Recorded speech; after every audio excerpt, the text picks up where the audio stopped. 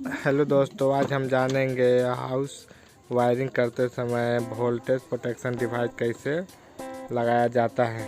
अगर आप हमारे चैनल पर नए हैं तो चैनल को सब्सक्राइब करें, लाइकन दबाएं और अपने दोस्तों के पास शेयर करना ना भूलें और लास्ट तक वीडियो में बने रहें। चलिए जानते हैं।